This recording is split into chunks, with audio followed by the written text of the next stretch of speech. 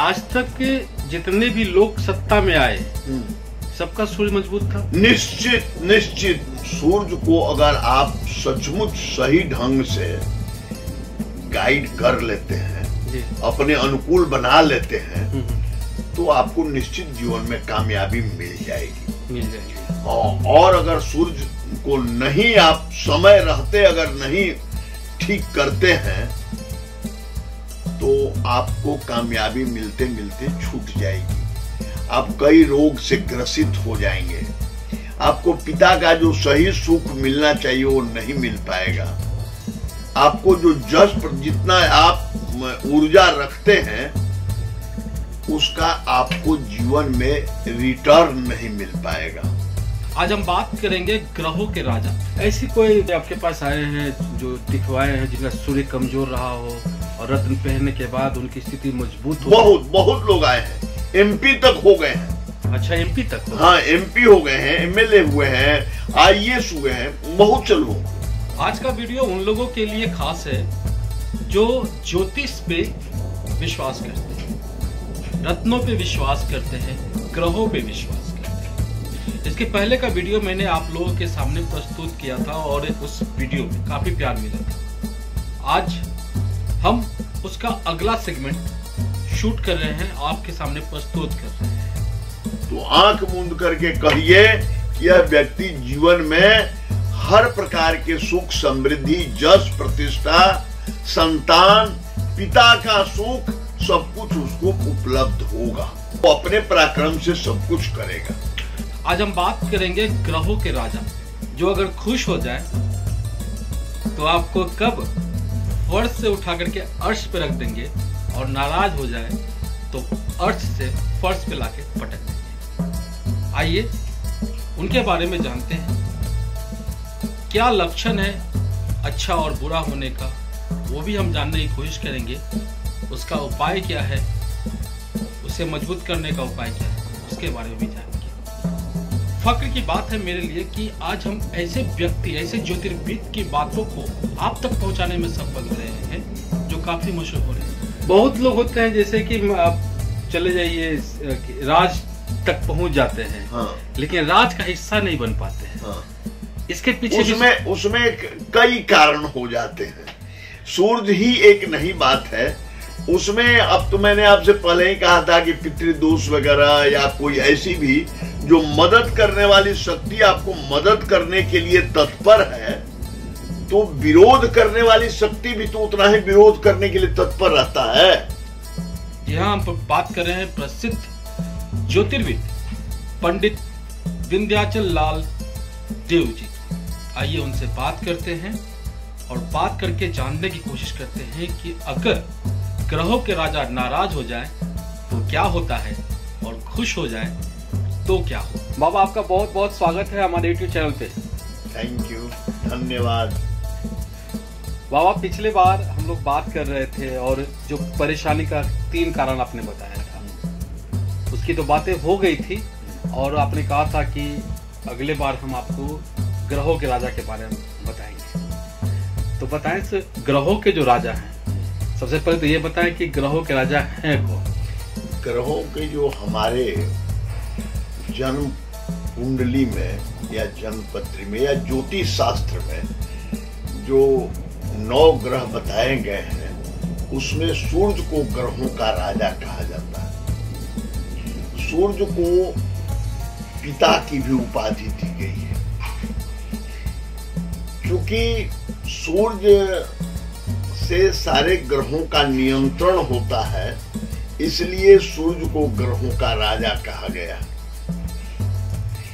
आप अपने जीवन के हर क्षेत्र में प्रकाश डालेंगे तो देखेंगे कि सूर्य का क्या महत्व है और किन किन विषयों पर उनका अलग से क्या महत्व रहता है। जैसे शरीर का हम विचार कर रहे हैं तो शरीर में हृदय, आत्मा, हड्डी, इसका विचार जो सूर्य से किया जाता है। मस्तिष्क का भी विचार सूर्य से किया जाता है।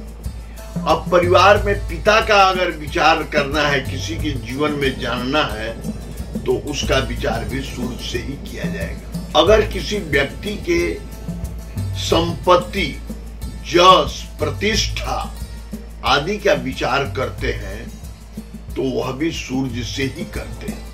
अतः सूर्य का रोल, सूर्य का स्थान बहुत ही ऊंचा और महत्वपूर्ण है। सूर्य से आपकी यश, प्रतिष्ठा, आपका राज्य से संबंध, राज्य से लाभ, साथ ही आप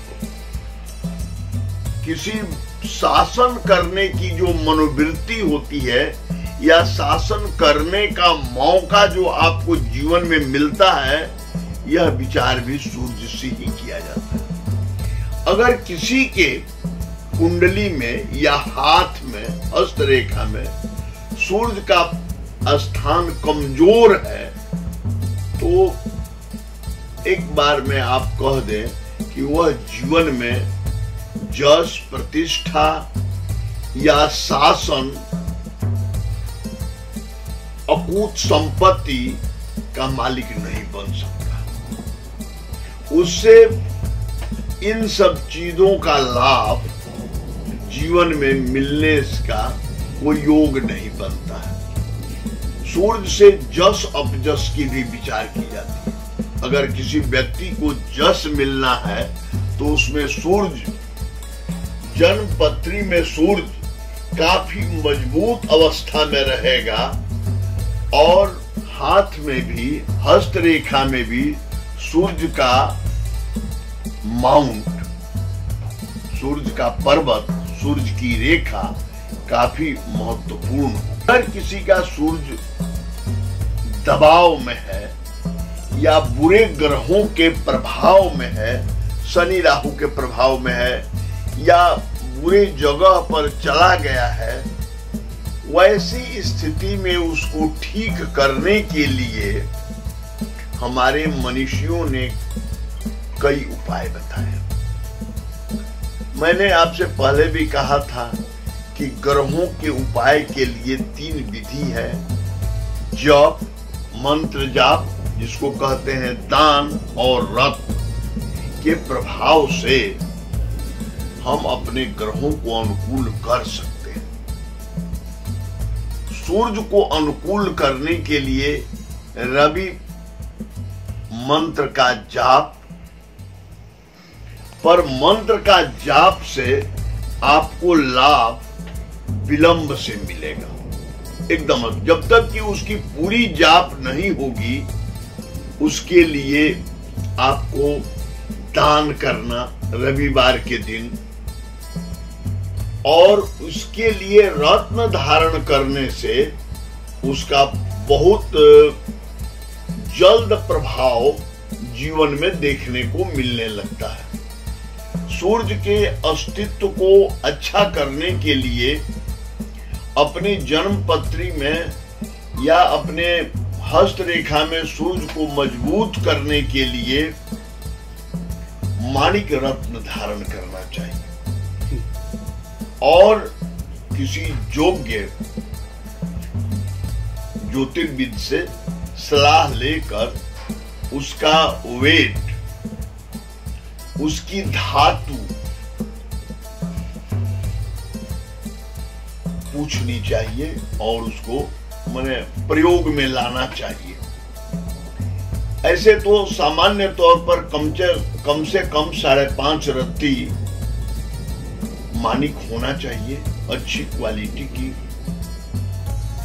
सूर्य के प्रभाव को वह बहुत हद तक सही बना देता है, उससे काफी लाभ मिलता है। सूर्य के जितने विद्यार्थी जो पढ़ते हैं और उच्च पद की कामना रखते हैं, उनको भी सूर्य को सही करना चाहिए, क्योंकि जितने पद है वह सूर्य से ही। सूर्य राजा है ना, बिना उसके कृपा के आप कोई पद नहीं प्राप्त कर सकते।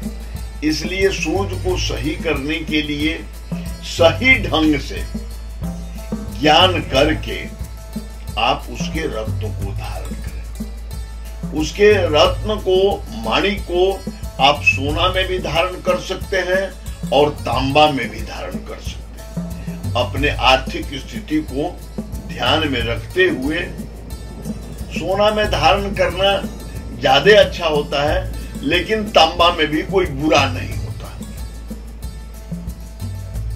और जितने अच्छे प्रकार का रत्न होगा उतना जल्दी आपको उसका प्रभाव देखने को मिलेगा। ये कैसे पता चलेगा कि अच्छे प्रकार का रत्न है? वो तो आप जांच करवा लें, जिस ज्योतिषी से दिखवाते हैं, जिस ज्योतिर्विद से आप, उससे आप उसको दिखवा सकते हैं कि ये रत्न सही है कि नहीं है। अच्छा, ये तो हो गया कि इसके सूर्य के अच्छा कर सकते हैं, इसको खराब रहने पे ये हो सकता है। अच्छा, हर व्यक्ति अपने ये मानिक पहन करके सूर्य को मजबूत नहीं, हर व्यक्ति नहीं पहन सकते। हर व्यक्ति नहीं पहन सकते। अच्छा। हर व्यक्ति मानिक नहीं पहन सकते। वो तो मानिक पहनने के लिए पहनना है कि नहीं। अब किसी के कुंडली में सूर्य जो है वो खस्टेश हो जाता है, किसी के कुंडली में व्यय घर का मालिक हो गया, तो ऐसी स्थिति में मानिक नहीं धारण करना नहीं। वो तो आपको किसी आचार्य या ज्योतिषी से राय लेकर के ही धारण करना चाहिए। हर कोई नहीं धारण कर सकता ना, नहीं धारण कर सकता। जिसमें योग है वही कर सकता। हाँ, अब जैसे इसमें कई विधाएं हैं।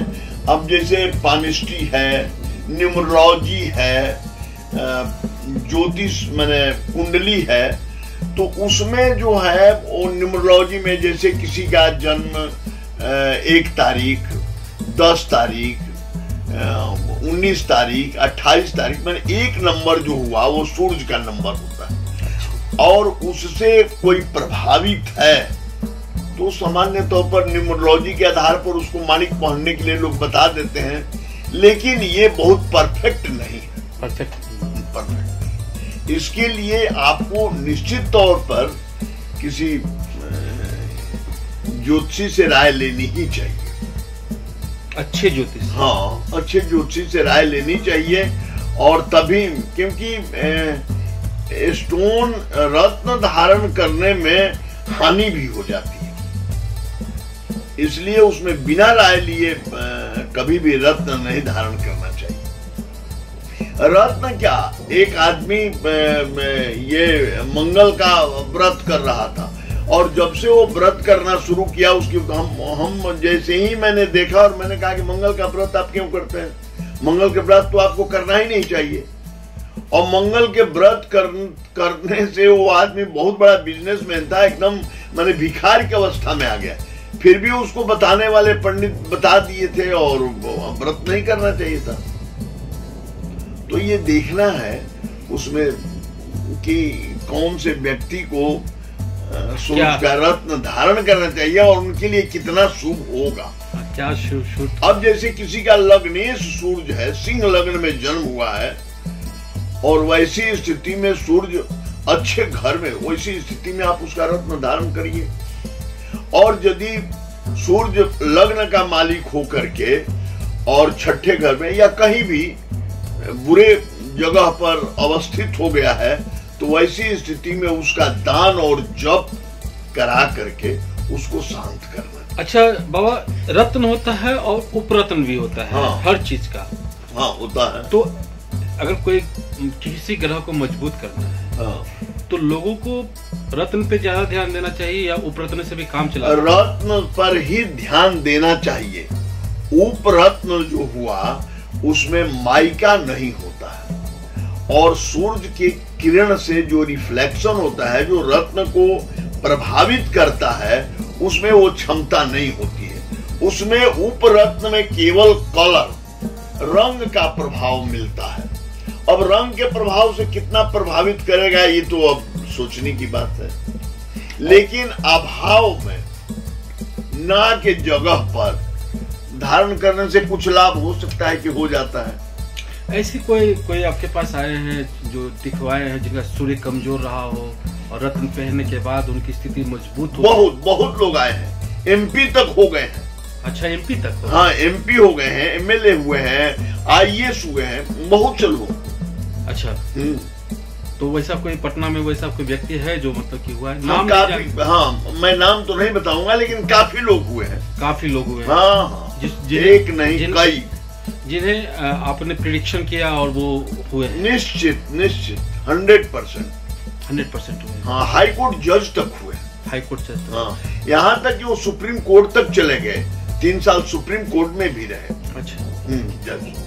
तो मतलब कि राजयोग के लिए, राजयोग कहते हैं वो सूर्य ही कारक है। सूर्य ही कारक है। हाँ, वो उसको आप और हर कोई नहीं पहन सकता है। नहीं पहन सकता है।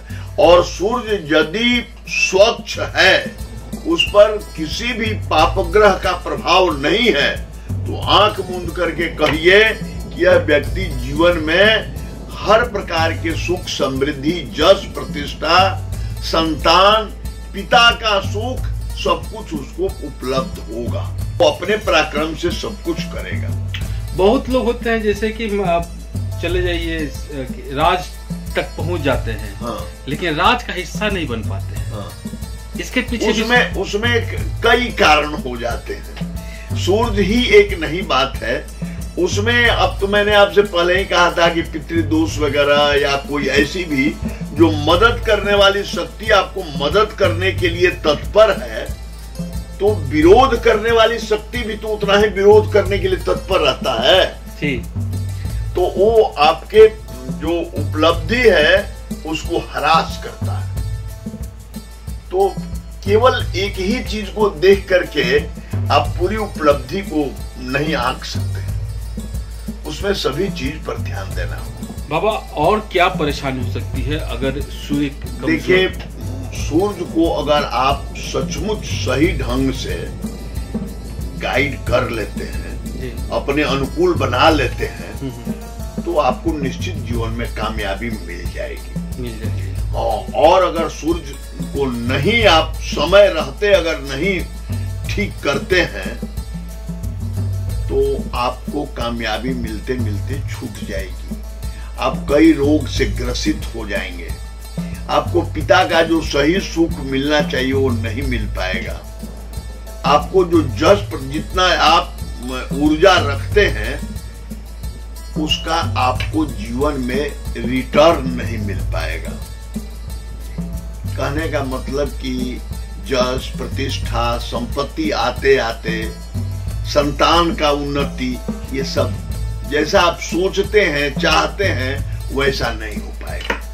इसलिए आपको अपने जन्म पत्री के हिसाब से सूर्य को सही कर लेना उचित रहेगा।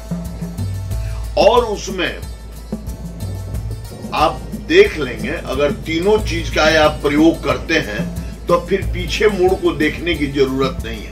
अगर आप दान भी करते हैं सूर्य का, अगर आप जप भी करते हैं या किसी योग्य पंडित से जप कराते हैं और रत्न भी धारण करते हैं, तो फिर सूर्य के विषय में अब आपको सोचने की जरूरत नहीं है।